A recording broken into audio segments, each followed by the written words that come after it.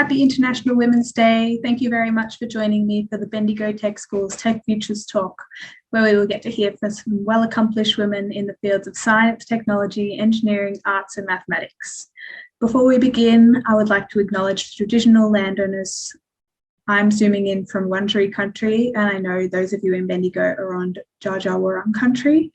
I appreciate that we are gathered here virtually from far and wide, and I pay my respects to the traditional landowners, past, present, and emerging.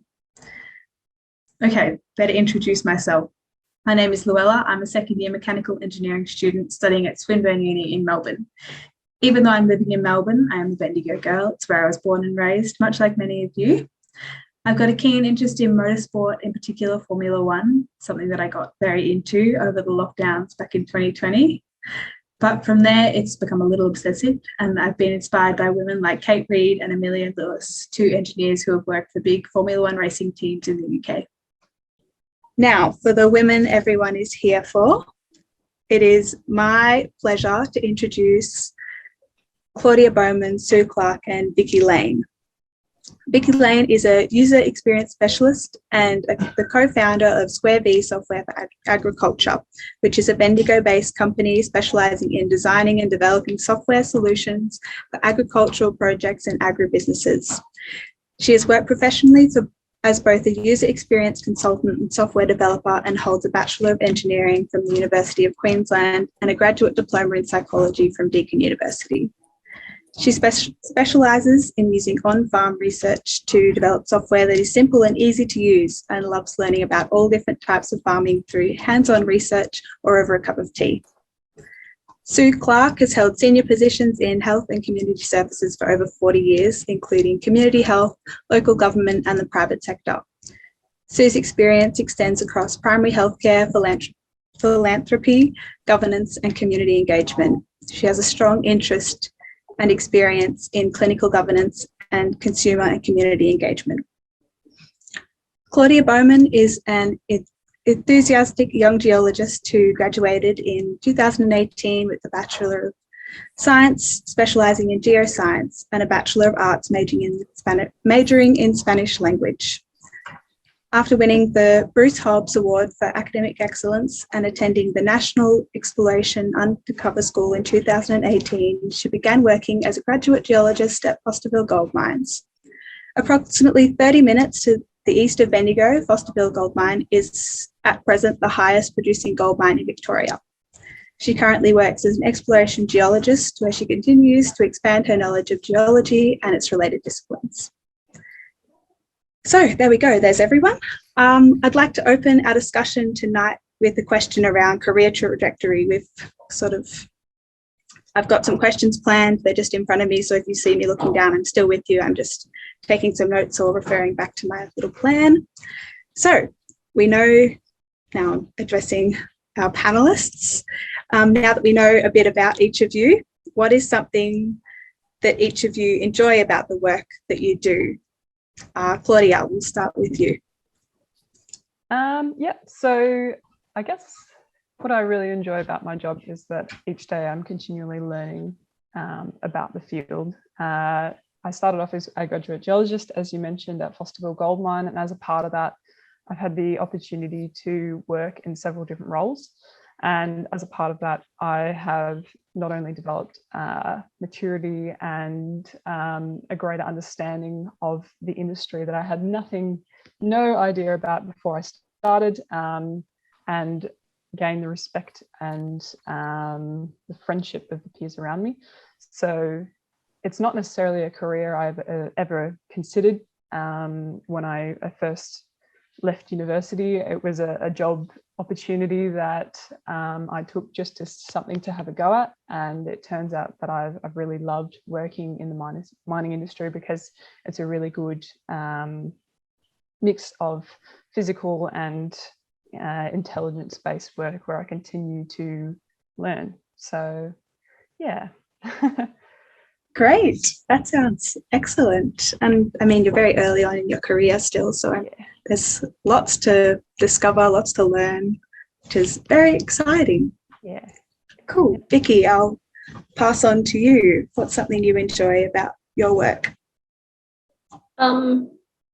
I guess sort of as an engineer, I'm really, a problem solver. And, that's really what I see engineering as, just solving problems. And in my degree, I learned how to solve problems through code and writing software and creating software. And now I guess I sort of do that from a different point of view, where I design software to help people solve problems. So I think that's my favorite part of being an engineer, is just figuring out a problem, learning everything about it, and then working out what a fantastic solution is, and then sort of getting to the point where you can see it in practice and helping people. So that's what I really enjoy. Yeah, that's great. Thank you. Sue, on to you.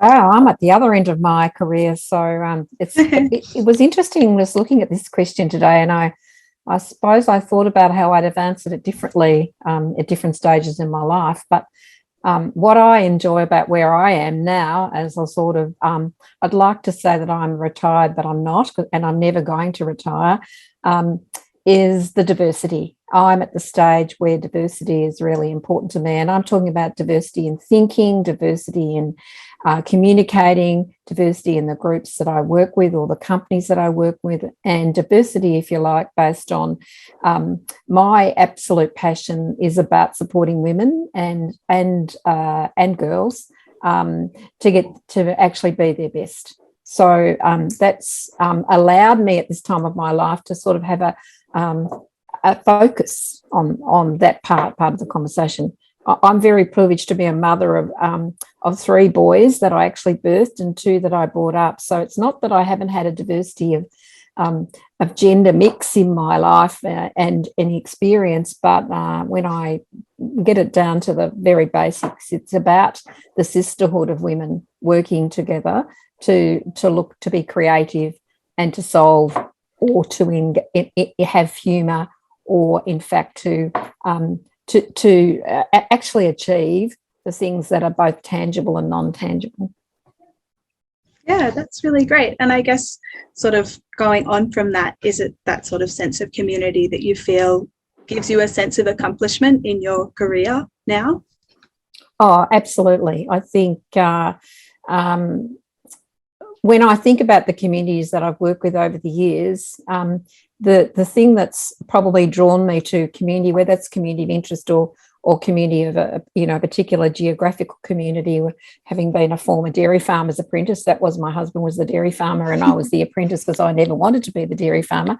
All of those things have had their different elements to it. But fundamentally, for me, my value set as a person and as a woman has probably led me to continue to engage in my community, whether that is a physical community of interest or whether that's a geographical community. It's absolutely paramount for me, because I think the experience that you get from talking to people just adds to the richness. And what I'm seeing more and more, which I really like, is the sense that we engage with people in community who've had a lived experience. So whether that's homelessness, or whether that's farming, or whether that's a sort of mining geology, that lived experience in talking to women who are starting to perhaps have a voice in some of the non-traditional activities is really vital for me. Yeah, and Vicki, you sort of that lived experience, you could be constantly talking to people to sort of do your job. How do you connect, or do you connect with many women in sort of as a part of your work? Yeah, I do. I find it really, really interesting, like in the work that I do, sort of designing and developing software for farmers, that even in the last sort of 5 years, there's been a real change in how women in farming and agriculture think of themselves. There definitely used to be this concept of the farmer's wife, and people used to say, like women used to say to me, oh, I'm the farmer's wife, I do the books, I help with the sheep, all this sort of stuff. And it was like a title. And it's definitely switched in the last sort of 5 years. So now people are saying, no, I'm a farmer. I'm also a farmer. I'm a female farmer. And, I'm doing all the same things that the male farmers are doing. But before I wasn't getting credit, and now I deserve to be taken seriously for that. So that's really something I've sort of seen in the last 5 years. And I find that really fascinating, that the women farmers are sort of standing up and saying, actually, I'm not just the farmer's wife, I'm a farmer too. Yeah, that's really great. And I'm sure it's great to see, because you can sort of really learn about the community that you're a part of by speaking to the people that are in it, which is really great. Claudia, you're obviously quite early into your career. I guess, what do you feel now brings you a sense of accomplishment, and what are some things you hope to achieve, say, in the next 5 years? So I had a pretty good think about this. I don't necessarily have some sort of award or anything that would necessarily I deem as my greatest achievement, but one of the things that I really consider developmental in my career experience was working underground. So I did work underground for over a year, and as a part of that, the ratio of men to women was quite small. So I'd look around my muster meeting in the morning and I'd be excited to see more than 2 women in a meeting out of 100. And that was a very formative part of my career, because what sort of started off as me being very shy and nervous about working with a group of such large men was eventually it turned into a family where they respected my decisions, and they could essentially, I don't know, it was just really lovely to see that transition from being a young geologist at the start of my underground experience to then becoming a part of the team where I was respected for who I was, for being a female in an underground position, which is generally regarded as a fairly heavy and strenuous job. So yeah, that's something that I'm really proud of, that I can say that I've been underground, and hopefully that I'm able to not only show other women that they can do that too, but it also paves the pathway for other people to come through that position, because I've definitely heard people underground saying that women don't deserve to be underground. And if even I, just as one person, can show to them that a woman can work underground and do it well, that's something that I'm really proud of. And what I hope to achieve is, as probably most people know, most of the leadership positions in the mining industry are occupied by males. And as a part of what I hope to achieve in the next 5 years, or it doesn't necessarily have to be 5 years, I just hope that one day maybe I could be in a position where I can lead other young women to be, valuable members of the team. And I just that's really great. hope that one day we can actually look at look at a team and say, most of the women in this workplace can be leaders and are able to take these leadership positions. So it all goes back to that concept of you can't be what you can't see, and by providing that, by being one of the first women underground, that you sort of provide that way for future women to see you and then decide, I can do that too. I think that's really important. Yeah, well and truly, because that's the thing with careers in STEM, is there's always that overarching sort of male domination that everyone is constantly telling you about. But what you realize is that equality and equity, gender equity, is everybody's business. It's everybody's job to make an effort to make sure that women are being included in discussions underground, and you are being heard in the industry that you're in. Everybody wants to do their job and do it well, but it takes everyone to make that happen. Absolutely. Yeah, and I think that's something that, everyone can sort of relate to, and I know that that's sort of all you're told when you're sort of in a STEM, when you're interested in STEM, when you're in a maths class, or, you've got to fight the boys off, there can't be many girls around you. And it's yeah, that's true, but it's more than just a chick in engineering. Sort of you hope that people sort of take you for who you are and what you know, rather than your gender. And I think the finding from that as well is that the later on you get in your career, they do take you seriously as your job, especially as you develop more confidence as you get older. So you don't, you know, you're not the woman engineer anymore. You're surrounded by other female engineers, and you know, people take you seriously and they listen to what you say, and you know, it does to some extent, in my experience at least. It definitely got better once I left the world of uni. Yeah, and that's really interesting, and that's really good, I guess.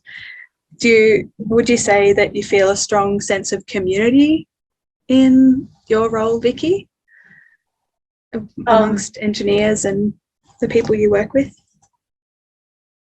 Yeah, I think so.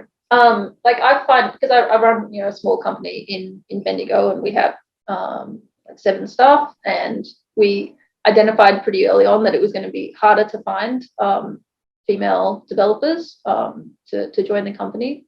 We have a really strong mentoring problem, and as mentoring program, and as part of that, we've tried to make sure that we are offering internships and mentoring opportunities to young people, and especially to young women, to get them valuable experience, and you know, show them that you can come and join a company like a tech company that's not full of tech bros. No one's going to talk you down, and they make sure that they get the same experiences and opportunities that maybe some women are less likely to sort of push themselves forward for, to sort of make sure that we're pushing them forward and getting them those opportunities.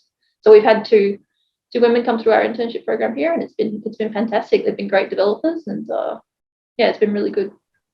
Yeah, that's excellent. It's great to see sort of opportunities for girls and young women to get involved in STEM. I guess I sort of an open question, whoever wants to jump in. I'm always looking for opportunities to get involved in stuff. Do you know of anything just generally for young women to get involved with? Sue, you might know, you're very... Yeah, probably. I mean, I guess I'm taking it back. It's probably taking it back even to younger girls. For instance, I'm a member of Zonta, which is an international service club and an established club here in Bendigo, which has been here for 41 years. But we've just established in the last couple of years a series of scholarships or awards with the Discovery Centre. And the purpose of that was really around giving particularly young girls, but their family memberships, that's what they get, the membership, to be exposed to science at a very early age in a way that is both bringing together a group of other young girls who might be interested in the sciences, but also, you know, they get some support, they have some fun. It's part of their life exposure, I suppose, as they grow up, that was a good thing to do and a great thing.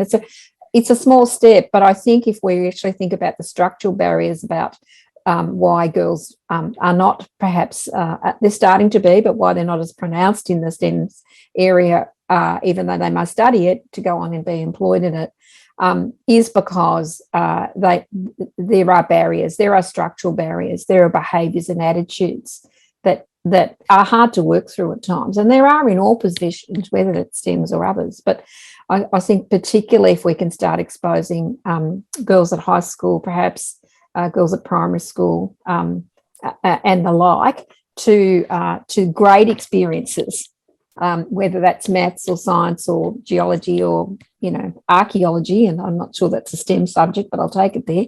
I think that's part of the structural enabler that as a community, and particularly I think as women, through mentoring, as you've talked about, and other ways, that's definitely the way to go. Yeah, and I guess it comes back to education more often than not, and that's sort of the way to improve sort of trajectories for young girls. And I guess going from there, is there other things that you feel you want to see improved around girls' involvement in STEM? I'll extend that to Vicki.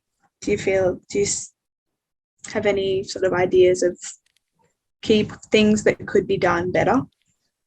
Can I go back a question? I have a really good opportunity for young women of course. to get in STEM. That's great. I don't know if anyone's heard of the Young Scientists of Australia, but it was an organisation that I was a part of when I was a teenager a very long time ago. And the Young Scientists of Australia, I think, is a fantastic way for young people to get involved in science, but also technology and engineering and math. And a fantastic organisation that runs summer schools for teenagers. And then also I was a staff member for many years, and it's great fun as a staff member too to sort of be part of that environment with women and men who are really excited and keen. And it's where you sort of, for me, it's where I sort of found my tribe, found that these are the people that I vibe with and that I fit in with. So I think that that's a really great environment for people to get involved in. Cool. That's great. And I guess before we skip anyone, Claudia, do you have anything that you know of that is good for people to get involved with?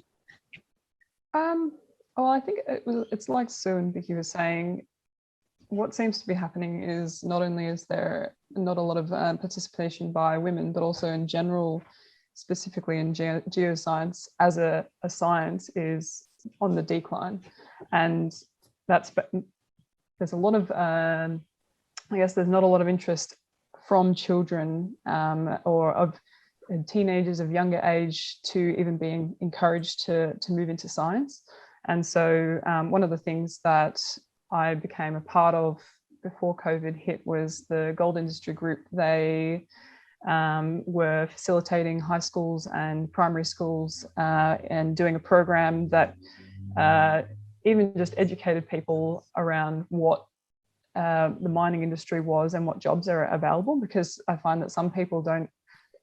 I am a prime example. I had no idea that the job that I took was available or what it was about. And so I think education of primary school and high school students is actually really where it needs to even start. It's all STEM sciences, math, engineering, that needs to be something that starts from a young age rather than in university, because by the time they get to that stage, they've already made at least the first life decision of where they're going to aim for in life. So that's one of the things that schools in Victoria can sign up to, the Gold Industry Group. They can sign up for a session run by this program to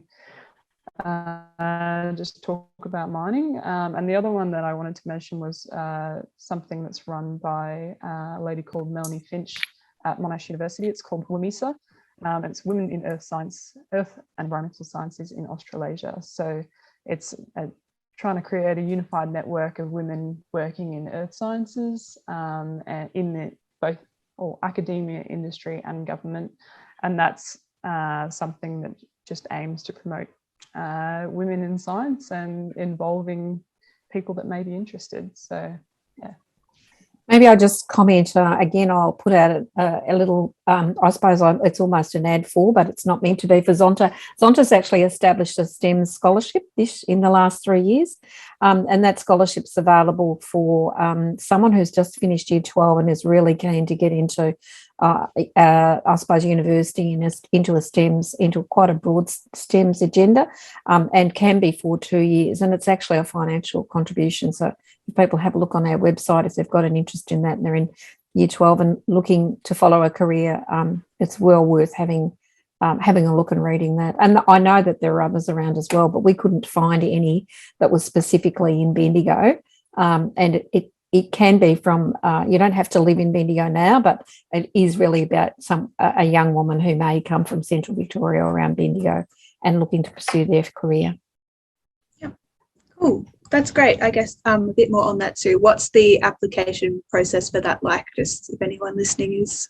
So if you have a look online, it comes out, it's just being out, and not long for this year, but it comes out early each year, and it's really a written application, which is about a page and a half, an interview, and then it's awarded based on, I guess, at both an independent members of the community and Zonta. And we do look to award it again for a second year to the same young woman if they continue to pursue, the particular science they've looked at and they've achieved to a certain degree in the first year. So if you drop out in the first year, you don't get it in the second, is what I'm saying. Yes, that's very fair enough. Yeah. And Brie Melberg was one of our awardees. Who's just an amazing young woman. Cool. That's great. Yeah, I know lots of universities as well. Just on that, when I was applying for uni, there's tons of scholarships you can get as a woman in STEM and you can apply for. And I don't think they get a lot of applications, so you can pretty easily get a bit of money if you just take the initiative to even just sit down with the uni and chat to them about what options they've got for you, which is cool. Yep. I have a question for you, Luella, as a Yes. engineer. Were you, like, I won one of those scholarships, like a woman in engineering scholarship when I was at uni, but I was actually a bit ashamed about it. Like, I felt like it was, tokenism, or like, oh, they're just giving this to me. I was going to do this anyway. I shouldn't need this. Did you feel the same way, or you feel like, this money's there and I should just take it? Yeah, it's a bit conflicting. I feel like if it's one of those situations where you're one of two people that applies, it's sort of like, well, it's not very fair, because I feel imposter syndrome a lot. Like, all the time I'm sort of sitting there being like, I don't deserve to be here. I don't know what I'm doing. You've been listening to too many gentlemen. Yeah. If I may be so kind. But yeah, I do feel a bit of that, a bit of, oh gosh, do they know me at all? Like, do they really think that I deserve this? But it's more of it's not to do with my gender. It's probably more a personal thing. But yeah, it is tricky to navigate. And I think it's just something that takes time to overcome, I'm hoping. But well, taking a scholarship, though, if you do, does come with some responsibility, I think, because, and I guess that's where I say give yourself a big tick, because if you take a scholarship, you win a scholarship, there is responsibility that goes with that. Whether that's you need to study, you need to finish a year, you need to present at a conference, you need to come back and talk to a group of people. All of those things provide a great richness. So don't feel like you're an imposter, feel like you're a leader. Thank you. I'll try to remember that when I'm feeling particularly. Yeah, give me a call and I'll talk you into it. Perfect. We'll post your number in the chat soon. Yeah, so I think it's around and about now. I mean, I had the privilege, like we heard before, of doing quite a lot of mentoring with young women. And if you ask me what's the thing that brings me the most joy and frustration, and, at times I feel like, how did this happen? It's that mentoring of women in either in their early stages of career, or if they're transiting in a career opportunity, which is, very possible. I feel privileged, and I learn as much as I hope I can pass on to them. Yeah, I think that's a really good point too, that we as women who are succeeding in these fields, we are available as mentors, and we're willing to speak to people. Absolutely. And we're willing to help other women grow and sort of pull people up behind us, kind of thing. And I know that when I was that age, was very worried about sort of reaching out to another woman and saying, can you help me? I want to get some advice, and say that would definitely be my advice, is don't be afraid to ask, that there are other women who are willing to help you. And definitely reach out and ask. Yeah, that's great, because I'll keep that in mind, because I get a bit stuck sometimes, and I know that it would be helpful to have someone to chat to, talk me through a bit of that sort of. Yeah, cool. And everyone needs it, right? No matter what their career they're at, whether they're starting off or whether they're mid-career, or even, everybody can learn from other people. So yes, definitely.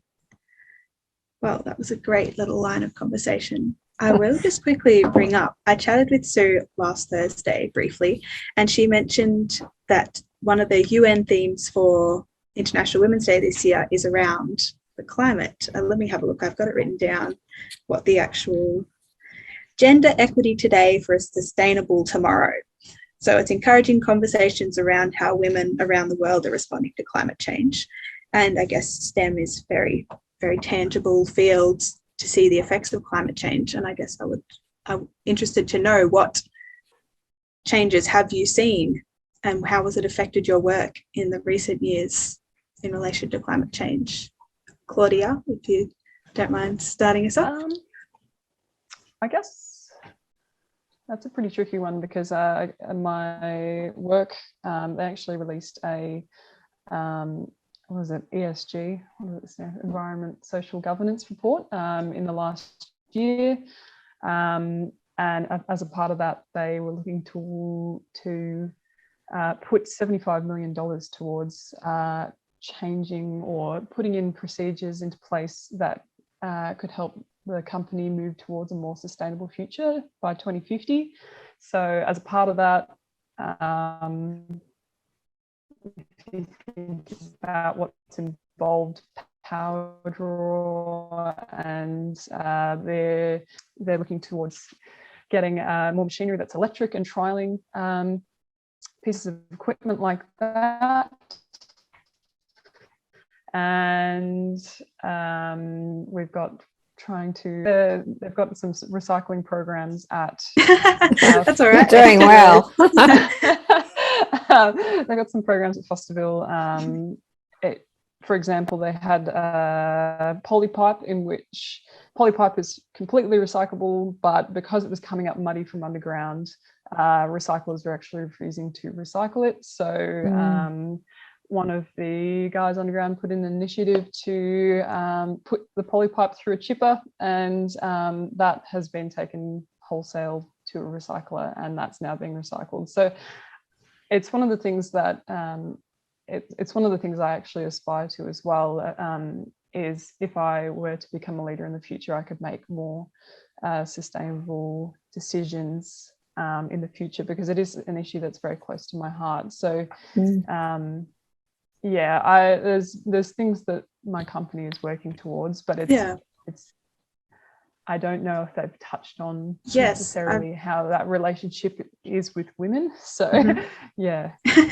That's all right. I guess on that, do you think that their goal of achieving whatever they want to achieve by 2050 is sort of ambitious enough? Or how do you feel about it? Are you allowed to say? I don't know if you're somebody's listening in. I guess I've read a couple of books about climate science, and one of them was by Bill Gates, How to Avoid a Climate Disaster, and he mentioned that as a part of people's climate goals, it's very well good to say that you can get all of your your carbon emissions cut down by 2030, but if it's not done in the right way, if you're cutting corners to get there, then it's not necessarily the best way and the most long-term solution that's sustainable. So if my company is aiming to achieve their goals by 2050, and they're aiming to put those procedures and implement and buy the equipment and technology that's needed to make a mine climate change friendly by 2050, and that's the goal that they've aimed for, then I'm in support of that, and I'd like to be a part of helping them achieve that goal. So yeah, that's excellent. It's good that they've got goals at all. I mean, it's pretty front of center in the world right now that you can't really be a bystander. So I guess any sort of progress is progress, which is good. One step at a time, even if it's putting solar panels on the top of your building to try and better than nothing. So I had gets the ball rolling. I had a conversation with a chap in my building about that the other day, so maybe we'll see if that happens. Cool, fingers crossed. One decision at a time. Yes, sounds good. All right. I guess one of the reasons that I was interested in that, there's almost that break the bias, which is one very strong, and then the UN women are talking about climate. I do think they're so interlinked, because there's plenty of research that suggests that the impact of climate or climate events, if you like, climatic events, has a much greater burden on women than it does men. And I'm not the researcher in this area, so I'm reading and taking on board, verified information, which would suggest. So I probably come at the climate, which when we do know women who are in this industry to be part of the building towards the impact of climate and how we can do better and have better machinery and all that. And I totally would want to see that. On the other side of it, and the reason we need that is because the burden's not equal. And that we shouldn't, the world doesn't want the burden at all, but it does have it because of the previous many years of behaviours that have had an impact on our world that we live in.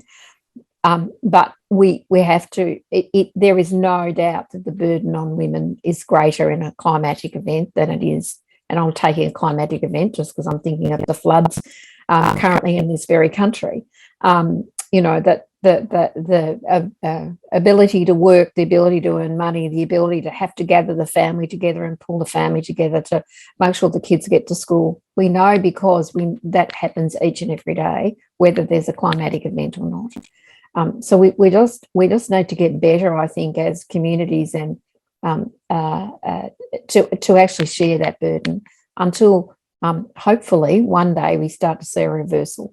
But I don't think I'm going to be alive when that happens. So whilst I'm here, I'm going to fly the flag for governments, particularly, need to be responsive to this much, much earlier and understand the current impacts.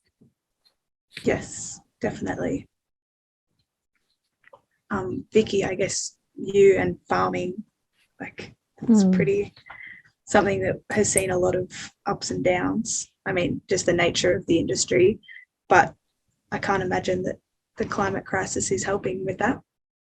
No, there's definitely a lot of research that things are not getting better for farmers.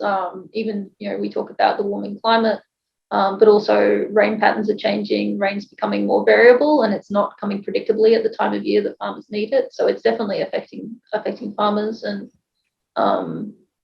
there's going to need to be changes that happen to see what we can arrest and what we can stop. I always find it really fascinating that I work with a lot of climate scientists as part of the work that we do in agriculture, and they all live in Tasmania. So I think that it's probable that they know something that we don't. It's gorgeous. It's funny. I think it's also going to be more protected from changing climate than other places. So maybe we'll be moving there.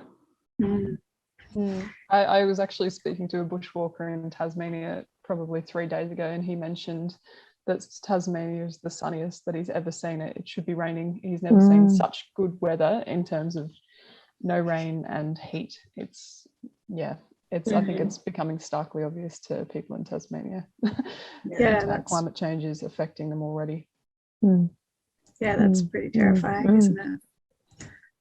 And I guess, Vicki, it makes your job harder, wouldn't it? All that variability, if you're sort of looking at data and trying to work out how you can make that digestible to people. Yeah, I mean, it does make, it doesn't necessarily make my job harder. It makes the farmers' jobs harder, right? They're the ones who have to respond to it and deal with the increased risk and changes like that. We just mainly present the data to them. So, it's more their problem than mine. It's not flooding in Bendigo right now, so I'm good. No. Yes. Not yet. I'm hoping I'm not looking back on this with some unhappiness next week. This weather's insane. I think, it's just madness, especially considering that part of the world of our country was on fire, 2 years ago? It's pretty bit terrifying.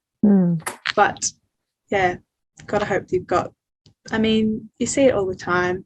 There's people out there trying to get the word out, and I think just gotta stay positive, support them as best you can, and a lot of that is coming from people in STEM, not just women, but everyone. Yeah. Well, I know we've got a couple of questions from the chat, so we might just take a quick minute to look at that. We've also got some good commentary from people, so feel free to read through that. I know Ember is doing an excellent job of engaging in our conversation, which is great to see. So let me have a quick look. Scott's texted me the question so I don't have to scroll through the chat, which is nice. So we've got one that was, if there were no obstacles, financial or legislative, etc., what kind of education, industry or community platform or program would you want to establish, or what would you want to see in a platform or program? Who wants to have a think and then start us off with that one? I guess, Sue, you're quite involved with some platforms that are doing lots currently. I don't know if you... I'm struggling with if there were no barriers, let me Yes. start there. So, but I like that sort of, that thinking that is up and beyond what seems the impossible. So thank you for the question around that. I guess what I would suggest is, I'm not a STEMS expert by any shape or form, but if I'm thinking about the platforms or the educational opportunities, I think I would want to see a more intersectorial approach to it, which includes, and I think we've got some of this, so I'm not suggesting we haven't, but it does include, let me go somewhere like mining. It does include the mines, but as part of that education, it also includes community, and it includes communities of interest. So at some stage, we get the opportunity to really have those conversations around the table about the future of STEMs and about what's working and what's not working. I also think it's a really good opportunity right now to go back to people who've been in the industry or current in the industry and really ask them some of the hard questions about what would you do differently. Because that takes me back to to going back to the platform of learning. When you were learning, what were the biggest barriers for you? What were the biggest opportunities? How could we do that differently if we didn't have those? I mean, you can throw all the money at it in the world, and that wouldn't be a bad thing, I would say that. But in the end, we actually need to ask some of those questions in order to start to hopefully get people to listen about what they might do differently. And I would say to young women, particularly who are entering STEMs, you've got to believe in yourself. And in believing yourself, don't wait until you've been in it 4 years to look for a mentor. Go and find, the people to talk to who are currently in the sort of career area you're looking for, and build that right into the very first day that you start, if you like, a platform of educational learning in that space. Because there's plenty of let me not go barriers. There's plenty of people, as we've talked about, there's plenty of practitioners out there that will be more than happy to share their experiences and share with you your journey. So I think we've got to do a combination of those things, take it from a student perspective, take it from a perspective of the community you're going to serve or work or live in, and take it from the perspective of your own space and your own areas of interest and expertise. Don't know that I've answered the question, but I don't think what we're doing is broken. I just think it probably needs a refresh. Yeah. Great. Did anyone have anything to add to that, or some other thoughts about programs or platforms that they'd like to see? I guess, I think I was reading up on some stats for this talk so that I could, feel like I was informed and knowledgeable. And, Whip them out. Can't go without them. I read an interesting stat that, women earn over 50% of higher education degrees, but only 29% of STEM degrees are earned by women. And I find that really sad. I'd really like to see us get to the point where we have women earning just as many degrees in STEM as men. And but I'm not really sure how we get there.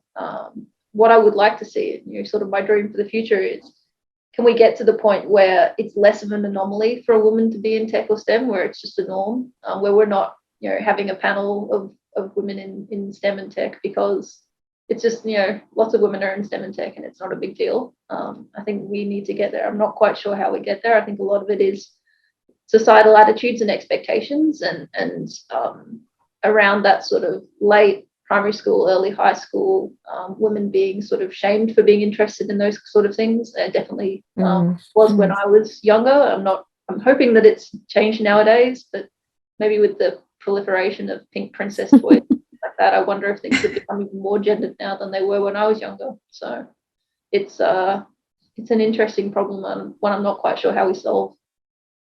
I think one of the greatest strengths of women is sisterhood. And it sounds like an old-fashioned, word, and it is to some degree.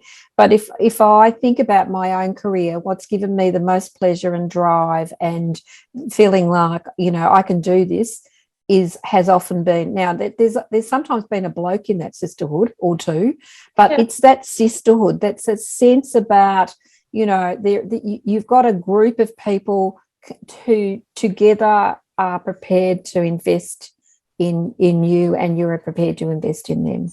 And so I just think some of that sort of rethinking, rather than being the isolated or feeling isolated, that we actually think about it in, more as a coming together of like-minded. There's nothing wrong with having like-minded people coming together over a subject. You do need the protagonist that's going to ask the hard question, but you can find them. And I think that that's been my joy, that sisterhood. Yeah, that's excellent. Well, we've got quite a few questions now, so I'll ask this one. Although it's from Helen. Although my career was not involved in STEM, my observation is that in general, women are able to work more collaboratively than men and are often able to take a broader view because of their life experience. Is this your experience as well? Yep.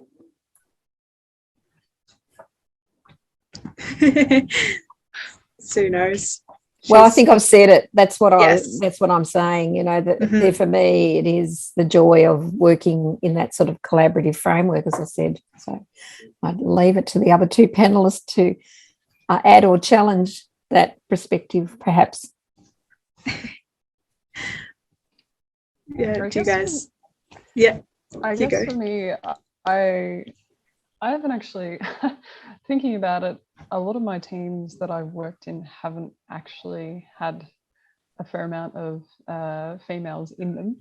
So I'm not really sure that I can actually comment on working in a collaborative space, but in general, I feel like the support that you receive from women, even just from co-workers in other teams, they have a strong tendency to be highly supportive and encouraging of you and of your goals and desires. So yeah, not much to say from me. But Sisterhoods can work with guys as well, yeah. I believe. I really do believe that. But you have to get, the understanding that that's what it is. It's a principle of collaborative, supportive, collaborative, challenging, safe space. Yep. So I think it can be. I use the term sisterhood because I think it describes that collaboration rather than the gender of it, although I did like it when it was lots of women, but that's...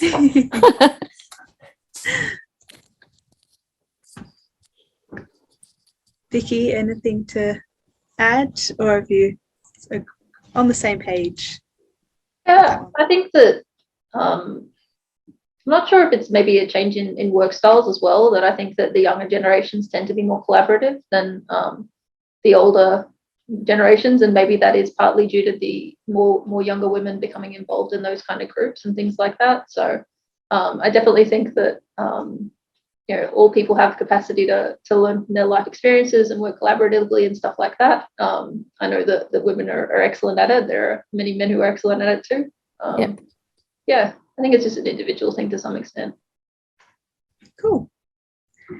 Alrighty, we'll move on to the next question. Ember asks, who is your biggest inspiration that made you feel empowered to keep going in STEM endeavours? Claudia, do you have someone in mind?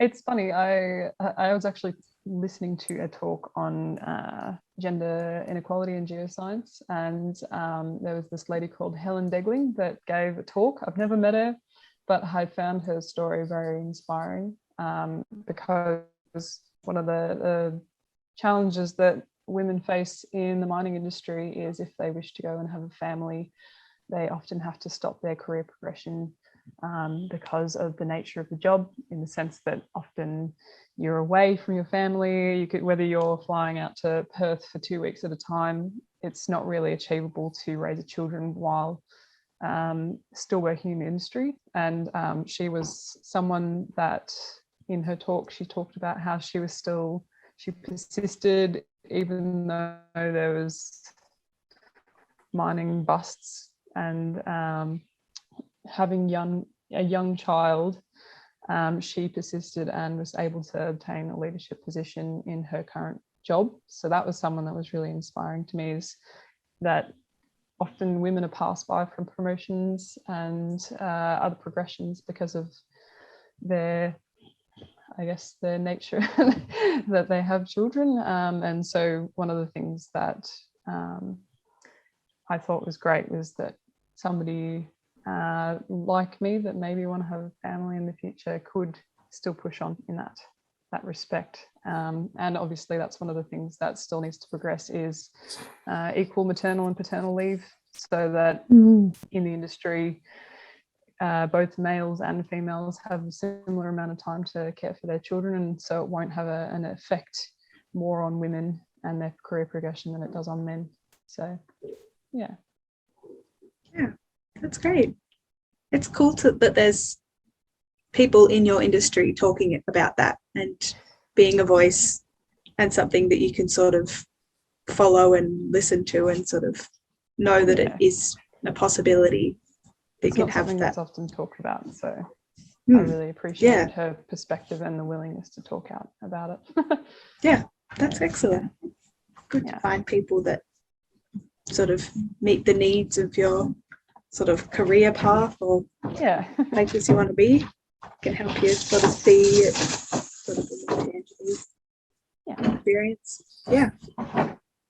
Vicki, anyone that inspires you or has inspired you in your early career?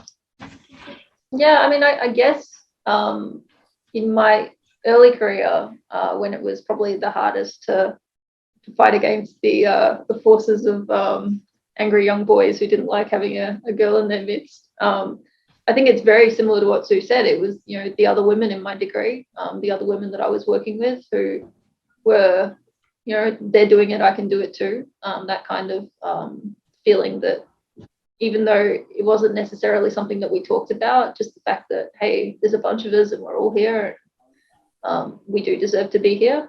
And I think it's often easier to recognize how exceptional another woman is when you have that imposter syndrome yourself, because I know that it's something that Luella talked about before, and also something that I experienced in my career was that imposter syndrome of, oh, maybe all these angry young men saying to me, like explicitly saying to me, you don't belong in this degree, I don't want to work with a woman, you don't know anything about software, saying those kind of things that I would think that maybe they're right, but then I would look at the other exceptional women in who I was, who were in my degree or at work with me, and know that they were really amazing and that they had the same doubts. So recognizing that if they're doubting themselves and how great they are, well, maybe I shouldn't be doubting myself because maybe they think the same about me. So.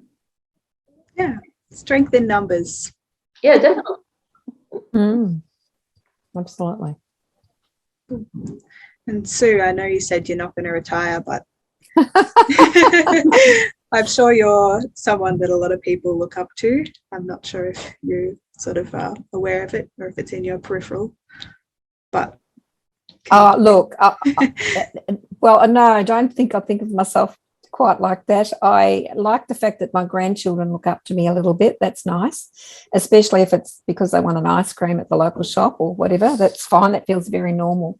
I guess I look up to a range of people, both men and women. And when I was thinking about this conversation today, the biggest privilege I've had in my life was being born into the correct, right, loving, caring family, because that gives you a great start. And unfortunately, not everybody has that. I didn't know till I was about 14. It was a huge shock to me when I was 14 to find out that boys think they're better than girls. Because in my family, that was, I went to a girls' school for a start, so I didn't probably get it there. But also in my mum and dad's life, they didn't treat me any differently to my brothers. So I had a privilege. I wasn't rich. I wasn't any of those things. But I had that privilege of going. That was, as I said, it was a huge shock when I was about 14 to find out that wasn't quite the case. And, and so I suppose, for me, it's always been about who do I admire. Joan Kerner was someone, a former politician, Victorian politician. You're all way too young probably to remember her, who just inspired me enormously. And she inspired me. She was a school teacher, went into politics, became the first Premier of Victoria. She inspired me amazingly because, You know, if she was coming through Bendigo, she'd ring 2 or 3 or 4 people, men and women, and said, let's have lunch. You wouldn't even know she was in town.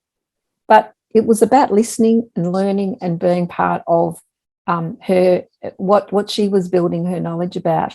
And I guess that's, from my point of view, that's why I love to get together with groups of people, do some learning and listening, sometimes some talking, perhaps often too much talking.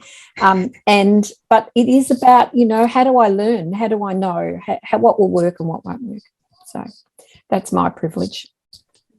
Excellent. Thank you for your thoughts. We really appreciate it.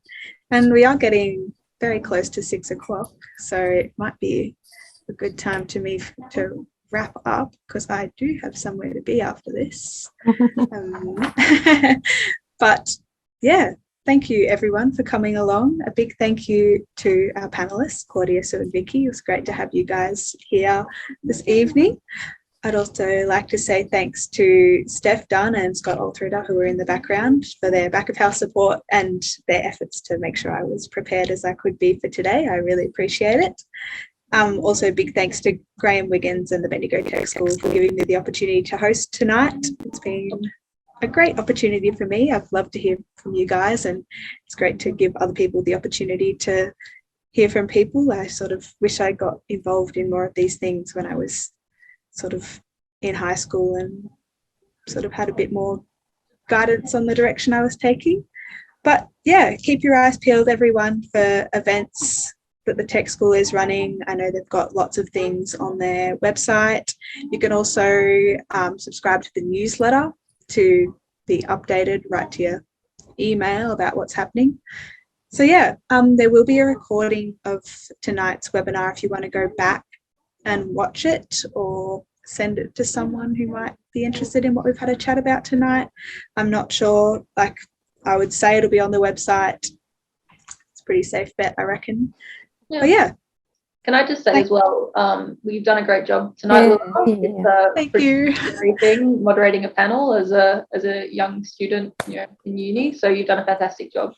Thank you. You're amazing. It makes older women like me, I'm not going to disclose my age, but it makes older women like me celebrate the fact we have such a diversity of strengths in our community of both men and women, but particularly tonight the women. So thank you. Thank you. Yeah, thank you, everyone. Well, that's it, I reckon. So thanks for coming and have a good night. Thanks for having us. Thank you. Not a problem. Bye. Bye.